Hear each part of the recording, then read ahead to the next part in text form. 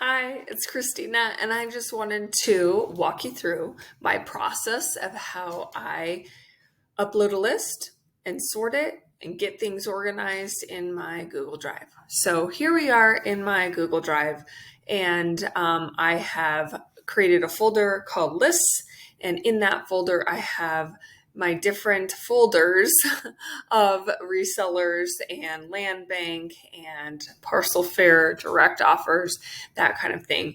And also my ADOR applications. So I keep track of all this stuff so that I have a good record. So today I am going to show you how I import and sort the list from USA Deed. So I am going to go ahead and click on that. And as you can see, I have all these different folders within the USA Deed folder, and they are months. And so this is February of 22, March, April, all the way until August. So it's August 1st today. I created a new folder, and I'm going to go to Google Sheets. I am going to, this is a new Google Sheet, of course, and I go ahead and title it with today's date. And I always do year, month, day. That way, when I'm compiling these over a very long period of time in my Google Drive, then I can sort them easily and that they get organized, collated, or in a linear fashion for me, so I can see the ones that are the newest. It just makes it easier. So I have that. The first thing I do is I go to import, and you have two options. You go over to upload. You can go ahead and drag this because remember I've already downloaded it, or you can go ahead and select from your files, go to downloads, and it's going to be there too. So either way, I love just dragging and dropping. There's something gratifying about that. I go ahead, replace current sheet. Obviously, if this is a new workbook, it's not as important, but when you are replacing sheets in an existing workbook, you really want to make sure you know what you're doing here because it will override. Okay, here we go. I am going to go ahead and click out of that, move my face over here so I can work. The first thing I do is I am going to title this tab, this sheet, Master. This is my master list. This pretty much, and I try not to be as perfectionist as I usually am, but some things I just can't let go, like that, capital A, right? So the first thing I do is I'm going to go and get this frozen, this first row frozen. And that is so that when I do my sorting, all of a sudden my titles aren't, sorted down there and then, everything's kind of screwed up. So I do my initial set here. I don't take a ton of time, but I do want to have a little bit of organization. That's all I do for my first task in the master tab, which is I'm renaming it. I'm going over, I'm freezing row 1, I'm bolding, I am changing the color of the header, and I'm centering. That is all I do for this first master tab task.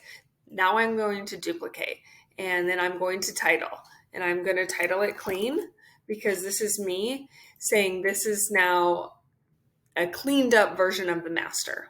Okay, that way I can always go back. Remember, we're funneling. So we want to keep track of our progress too, so that if there is an error, we make an error, we can go back and not have to, sometimes these lists are not able to be received or retrieved rather again once the next list comes out. So I just like to keep for my own record, that's what I do.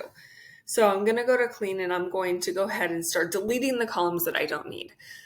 This is what I have. These columns are the columns that I have found that just I don't need. And if I find that I do need them, I can come back to that master tab and I can duplicate and I can go from there if I need to rebuild something. So these 3 parcel numbers, there's a 4th one here. The 4th one I keep. These 3 I go, actually that one's a parcel ID. So, and I don't really need a parcel ID. So I go ahead and I delete. And then I'm going over here. I know it's available because it's on the list. Delinquent, I take the tax sale year, but I delete the delinquent year. So remember the the year that is delinquent, and then a full year after that, then it goes to sale. And I want the tax sale year because that is when the clock starts ticking for the certificate to 3 years after tax sale year becomes a deed. So that's the importance of that. Due amount, that really doesn't make any difference to me at this point. Acres and market, I'm going to go ahead and delete that. Land, I have other ways to sort. I don't need that. Assessed value and parcel type, I don't need that either. Okay, so we need all of these things. We don't need state because I know all of them are in Alabama. Then I just go ahead and move them down the line. As you can see, it takes, a lot of two screen widths. And what we want to do is narrow this down so all of our information is on one screen width and we don't have to be spending all this time sliding. So don't need municipal code or owner's name. But I do like to know the owner's address so that I can compare it with the property address. Those are two different things, right? Property address, owner address, and when those match, that tells us there's a high likelihood that it is a owner occupied. And for me, I think in my process of my brain that owner occupied perhaps means that it's a greater chance that they would be more willing to stay in the property and just start paying, which would allow for a quicker turnkey cash flow situation. So owner, city, state, zip, I don't need any of those. And opportunity zone, I do like to leave that. Coordinates, I don't need.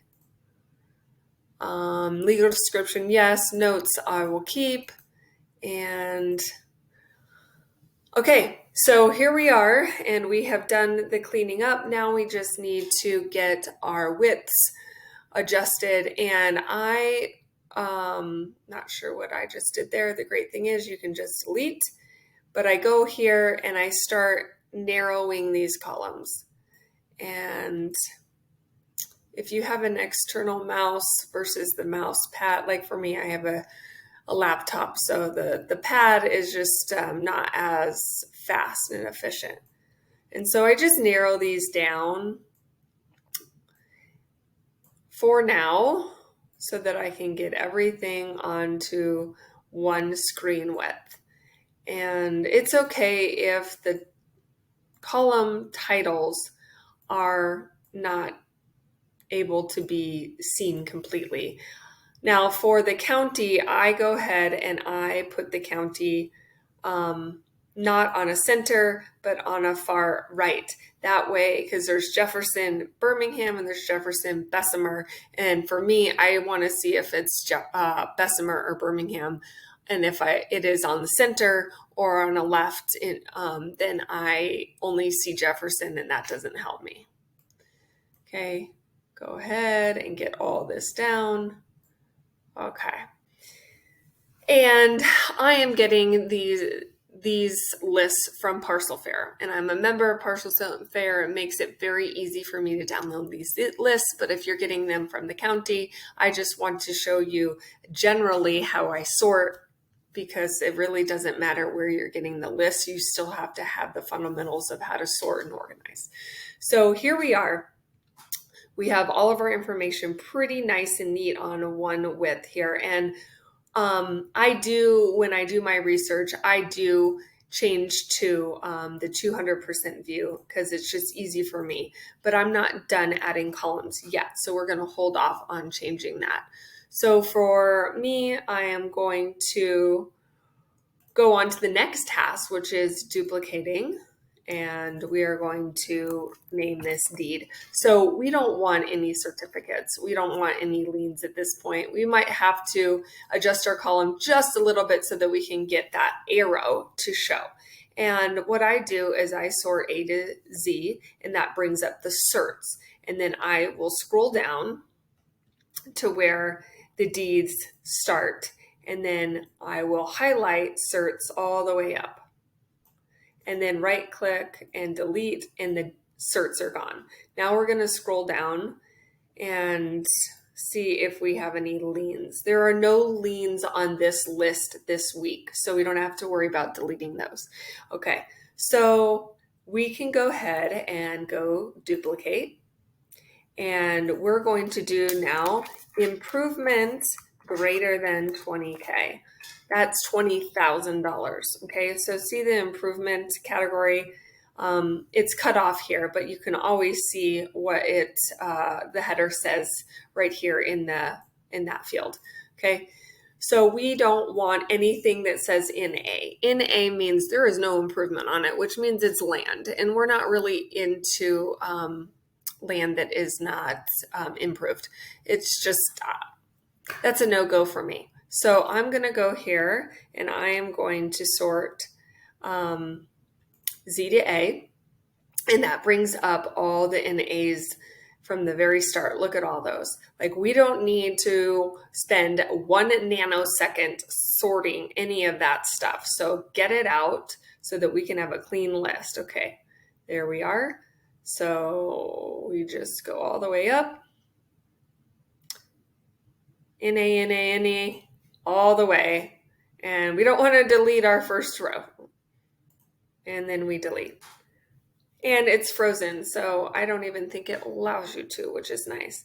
So the next thing we want to do is go to, improvements again and sort A to Z, because we want to get rid of 20,000 and less. I'm sorry, less than 20,000. We want to keep 20,000. So where are we? Okay. So there's where 20,000 starts of improvements, right? Double checking. So we're going to delete from that 19.9 all the way down to $100. It's just not worth to me. It's saying that the structure is only worth $100. Well, what kind of structure is on there for $100? Well, we know, a piece of crap. So we're not interested in that, because we want houses. We want houses that have good value, so we need to sort the ones that aren't. Okay, so now that we have that, we can delete this deed status. Now, I delete it on the improvement tab. I don't delete the deed column on the deed tab. For me, I just like to see the natural progression as we're kind of niching these things down. Okay, so we're going to duplicate, and we're going to change our to total value is greater than 30K. Okay, so now we're going over here and saying we want the land and the structure value. That's the total value. Okay, and there it is, column G. So we're going to go and we're going to do a Z to A, and that gives us the most expensive, the most valuable parcel right here, which is structure and the land. And then we're going to come all the way down here and we're going to find that 30. Okay, there's 30. And so we're going to take the 29.8 all the way down and we're going to delete. Here we are with a good starting point. And for me, I will, on this tab, I will go ahead and sort occupancy. So I'm going to go sort A to Z, and then of course it's going to show my occupied first. So I go down here and find out where the first vacant, okay, and then I just click the occupied cell. Not the whole, not all of the row, right? No, all the rows, but just the cell. And then we're going to come up here, and occupied is a green light. Okay, vacant, go down here. Vacant is a red light. And then these blank are unknown. We're going to call them yellow lights. We're not sure. We need to do some more information, more digging. Okay, and then I am going to start adding in my columns, and these are going to be my key calculation columns. So I'm going to highlight total value, and then I'm going to right click, and I'm going to say insert a column to the left.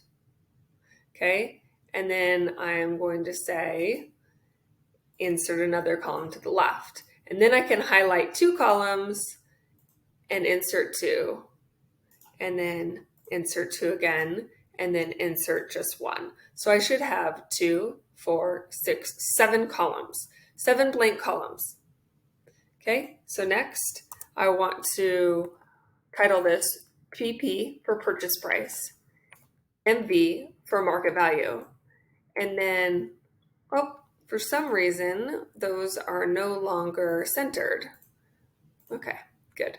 And then I'm going to do PP divided by total value. So purchase price divided by total value. And then I'm going to do purchase price divided by market value. And then I'm going to say MAI, so that's max all in price. And then I'm going to do square feet. And then I'm going to do fix, which is like the maximum repair value that I am estimating, the max. And that allows me to know what my far end amount is based on square footage. Is really going to show me some of these larger properties so that I can make the choice of whether it even makes sense. You know, if the square footage times $25 a square foot is more than the house is worth, I don't want to choose that house because it probably will need a full rehab, and we don't want to, do all this work for essentially free or even pay to do this work, right? That we want to have enough meat on the bones, enough cushion. So I go here and I do the improvements, total value, purchase price, and market value, and we're formatting these cells. We'll go to number and we'll go to just round currency. Okay, now we're doing these key indicator columns, purchase price over total value, purchase price over market value, and max all in, and we want to format them as a percentage. Square foot is just a plain text, and fix is currency rounded. Okay, so we have those formatted now, and make sure that you are all the way up to number 2, because sometimes I'll be down here and start putting in formulas, and then I'll realize I have this huge blank area where no formulas have been inputted, and I'm like, oh, darn it. Okay, so starting with our first one, purchase price and market value are inputs. Okay, so we don't do anything there, but we're going to start with a equal sign, and it tells you right here what our formula needs to be. So put equal sign and then click PP and then do the slash, which is the divide, and then hit total value and then enter. And it should say suggest. Yes, please. Sometimes I notice it doesn't suggest, and I'm like, what in the world? What's the difference? I can't figure out the variable there and why sometimes it suggests and sometimes it doesn't. Now, this one is not going to populate because it's missing both of the numbers, whereas this one was just missing the purchase price because total value was already there. So here we're going to do an equal sign, purchase price divided by market value. And these will start populating for us the answers as we input this data. And I'm just going to drag this formula all the way down, because then we're going to be duplicating this sheet, and we want to not have to do any more work any additional times than we have to. So max all in is equal sign, and then I do an open parenthesis. Let's get that out of there. And it's, okay, all right. Purchase price plus the total maximum repair, and then it's divided by market value. Okay, so again, max all in is your purchase price plus your maximum rehab amount, which is your fixed column, divided by market value. And then we hit enter. And like I said, it is showing an error because it doesn't have any of those numbers in any of the columns yet. And that's okay. Square footage, we're going to add in as we go. So there's no formula for that, but maximum rehab or the fix is going to be $25 a square foot. So we do 25 times the square foot column and we press equal, and it suggests we're going to say yes. And there it goes. It drops it all the way down. So if it doesn't suggest, you just pull the corner, this red corner, and then just drag it like I showed you. Okay, so here we are. We have our key indicator columns and our formula set up, and we are pretty much ready to rock now. So what we need to do is go over to the county column before we duplicate, and I always like to sort so that when I duplicate, I have this county column already sorted and ready to go. So now what we can do is we can click duplicate, and here we always go ahead and name the tab. That's the first task we do. And I see here that the first county on the list is Calhoun. And and so what I want to do is I want to highlight everything that's not Calhoun, and I want to delete it. Okay, and now Calhoun's tab only has Calhoun on it. So then we go back to the total value tab and we click duplicate, okay, because that has all of our counties. Now our next county is Bessemer. We can copy that. We can highlight that. We don't need Jefferson on there. We just need that. Okay, so now we're working in the Bessemer tab. So you want to make sure when you're deleting stuff, you're working in the correct tab, because you don't want to delete one of your master tab columns, right? That makes sense. Okay, so now we delete everything that isn't Bessemer.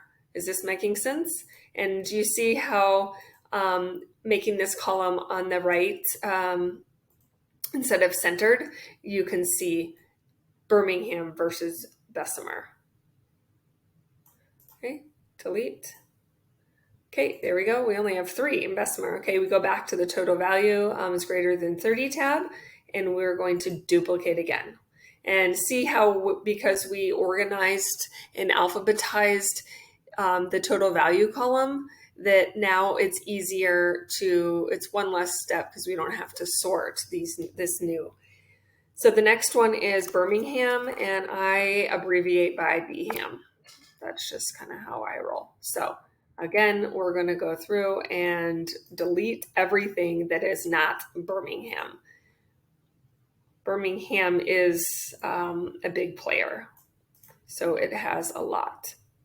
And Mobile, Talladega, I am not working in those areas because I don't have a property manager that goes out there, and I'm trying to kind of consolidate everything into a tighter area so that we can be more efficient.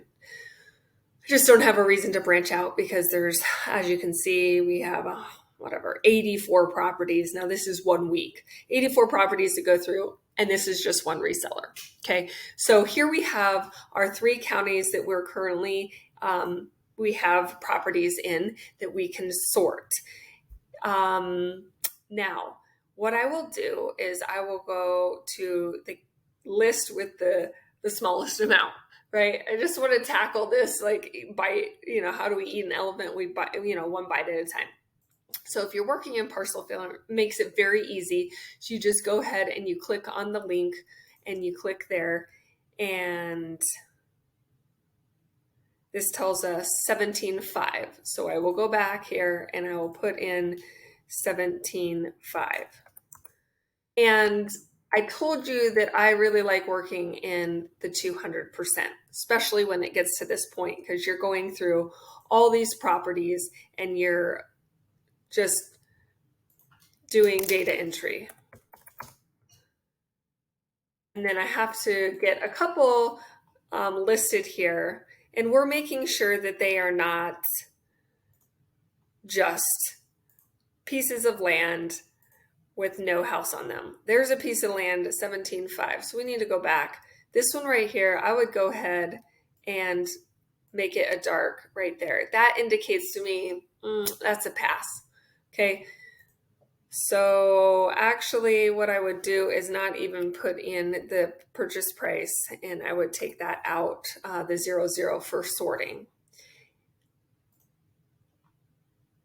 So where are we? We're 4,300, and we've got that one in, and then now we have this one, and that does have a roof line. That's 12,600.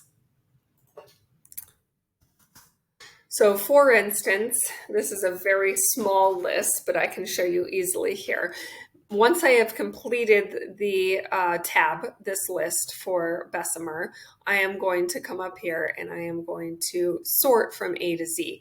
This is going to start showing me which properties are good.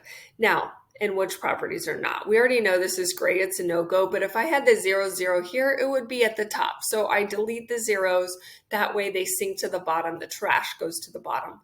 So here we have as the purchase price, that's 13,400. So remember, anything, these are my key calculation terms, but anything under 20% I have as a green. Anything 20 to 30 I have as a yellow. 30 to 40 I have a red. Anything over 40 I have as a gray. And that is just, I like to do the stoplight signals. Green is a go. See here we have a green and we have a green. And we can even look over here and say property address, owner address. I'm going to list that as a green because they match, which means that it's a high likelihood of owner occupied. Okay. And so now once I have this list and some of the other ones and I have my green lights, I'm going to put a blue here, and that just tells me, hey, this one I need to call Alabama Power and I need to verify that the utility meter is on. And the utility meter just says that, hey, it's a high likelihood that there's someone living in there. And even if they're not there, the meter has not been pulled. And so if the meter gets pulled and the house is not, 1980s and above or whatever that age cutoff is, that means now I have a bunch of wiring that I have to get up to code in order for Alabama Power to reinstall that meter. So for me, I want to keep meters on. I want properties with meters already on. And it's a higher likelihood we have, owner address, property address is the same. If the meter is on, that means that we have a really, really strong case that this is still occupied, which means less money for rehab in order to get those initial cash flows coming in. And that is the key. We want to spend the least amount we can before getting, cash flows in.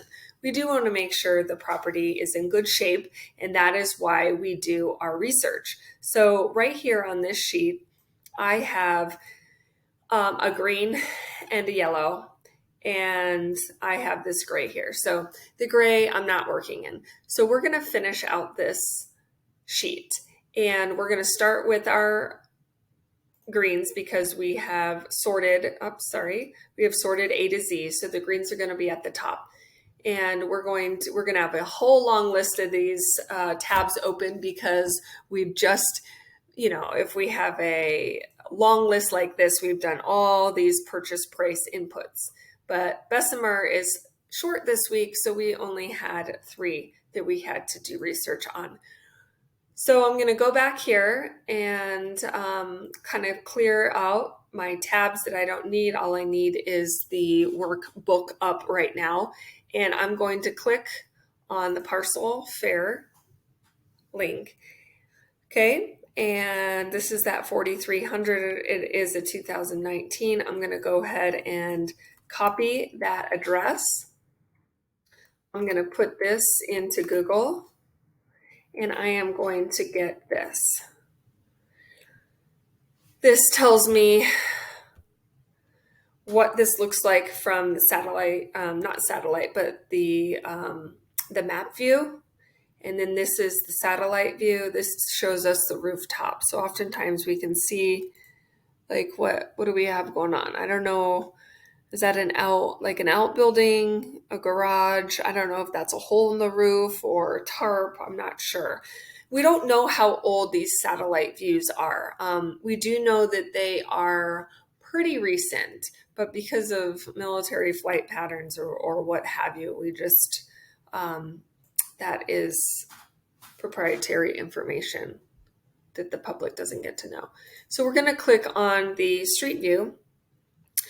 Ooh, so what are we noticing here?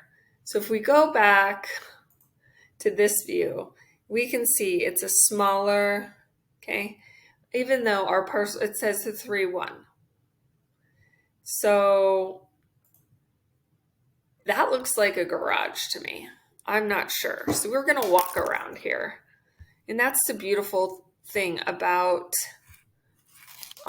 Google Maps. So we can see. And if we look here, the street view is March 14th, 2014. So that was quite a while ago. But I'm guessing this thing hasn't, improved in condition, honestly. So the next thing I want to do is I want to go to the GIS map. And I just want to verify. So I go over here, I get on my parcel number, I highlight it, I copy it, I come over here. Now the GIS map is take the 2 first numbers off, that says that it's Bessemer, but this is Jefferson County, so they don't delineate between Bessemer and Birmingham for parcel lookup. So we're going to just verify before we go any further, because, okay, well, look at this. Here I thought it was this. This is Richard Morgan, and that is Chavis David Chandis. But the thing is, that is Richard Morgan group shows a line around both of them. And let's see, 1508 14th Avenue. Let's go back to here. 1508 14th Avenue. And it says David Chavis. And that says David Chavis. Okay. So we know it's not the garage. We know it is the house. So let's go back here and let's see what we can see about the house. Whoop, okay, that's a decent view. But remember, it's 2022. And so that's what, 8 years old. Okay, well, let's go down here. Let's see if we can see the roof line. See if we can see the meter. I don't see anything, but that tree's in the way. Let's go back if we can see what this, okay, and that roof line looks decent right here from the satellite view. So that's good. So at least we now know that we aren't chasing this little guy, which is a little tool shed, okay? Because that's not worth 32 grand. But we want to make sure, we want to vet that first before we go on. So we're going to go ahead and copy that. We are ready now, I feel. I'm going to go and clean this up, clean these tabs up. I feel that we can proceed. And so I go to this Chase Home Value Estimator, and it's a free resource, which I've been using honestly for years. And I just put in the address and it's going to populate with some suggestions. I always make sure that I'm clicking on the right one. Okay. And even it'll trick me. This is a free resource. So, you get what you pay for. I will put in the 1508 14th Avenue and I will verify. There it is. Yep. And it'll come up and say like 2200 12th Avenue. And I'm like, that is not at all what I put in. So this gives me an estimated value. So this is pretty decent for that first pass. Right now we're just getting a ballpark. Is it worth even investigating further? And so what's nice about this free resource is it tells you about the property. So 1172 square feet, 1172, 3 bed, 1 bath, 3 bed, 1 bath. Okay, so this tells me that this is a good indication that we're looking truly at the right property. And I'm going to go ahead and zoom out. I want to make sure that my comps are in the area. See this guy E? E is like over the highway. E is not in the same neighborhood, and an appraiser would not be counting that. So A, B, C, and D, which are A, B, C, and D. E is this outlier here. So I see 95, 68, 65, 85. And then it's saying that the estimated value is that 78. Now, what I have found, these averages don't always correlate with this. So now for this, I say that is just not doing the math, but just doing the mental math. That's pretty darn close. And these are close. And so the value here is strong. So I'm going to go ahead and I'm going to put 78,000 in there.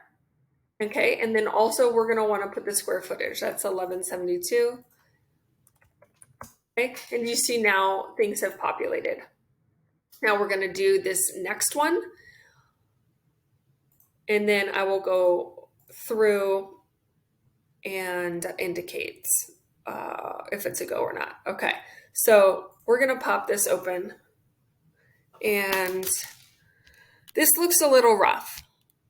Looks like this awning here is well, it's still up, but I don't know how long it'll be up before because those support pillars are looking pretty sideways. Okay, we've got some damage on that side right here. The garage door is missing. We see kind of some wonkiness to this roof. I don't even know if it is occupied. The grass doesn't look too tall. Here we go. Look at that, guys. That is the key right there. We look at this. We look at March 2021. Okay, so this is over a year old, and the meter is gone.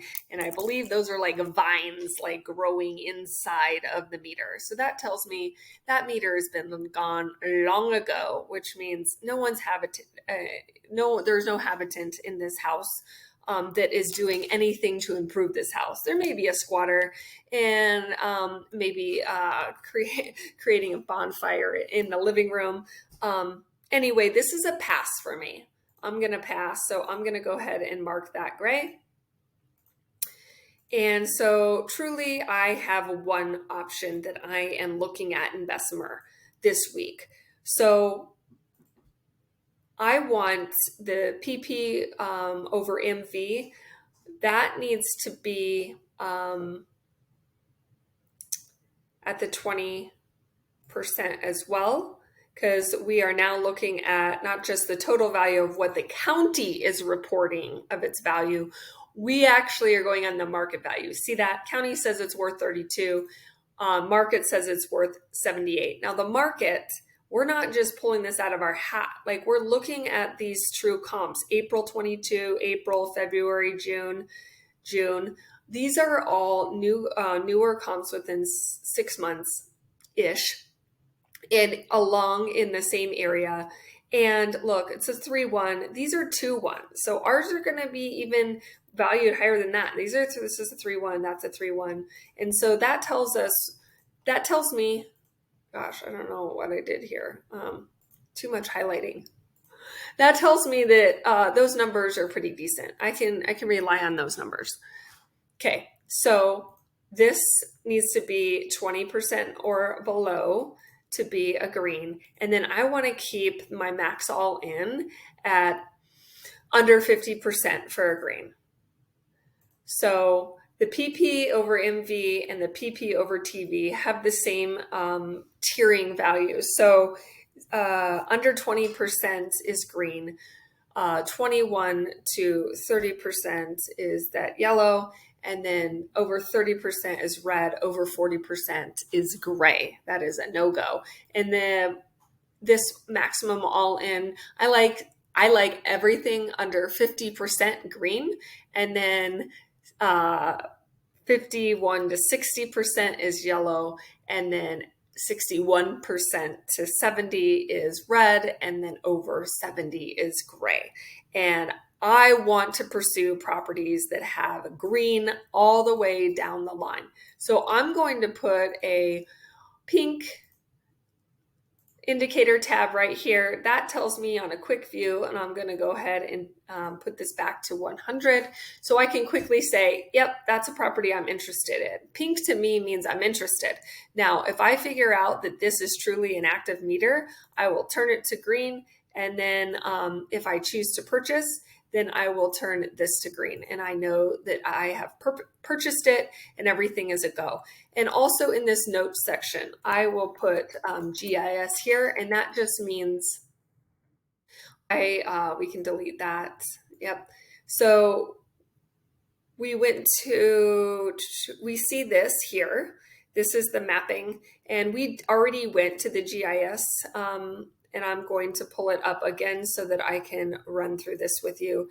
You do want to verify that the GIS, we're going to pull this parcel number again. Remember, we're going to go in here, we're going to put it here, we're going to take off the Bessemer code because we are in Jefferson, and we don't have to delineate that.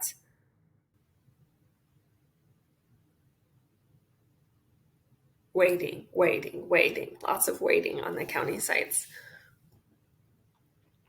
Okay, so here we are, and we have confirmed that that is that. And so therefore I will go over here and I will mark this green saying I have checked and make sure that we are not buying the tool shed next door. It is actually that 3-bedroom to 1-bath house. So here we have now, as long as the Alabama Power says yes, it's active, which I'm going to call right now and figure out we have all these green lights. That means we are good to go to start our research steps on this, get photos, and pull the trigger. I hope you enjoyed this. I hope it was helpful. I didn't have a spreadsheet or a check sheet in front of me, so hopefully I touched all the points of this, and go out and get something done. Go find some properties. So talk to you later. Bye.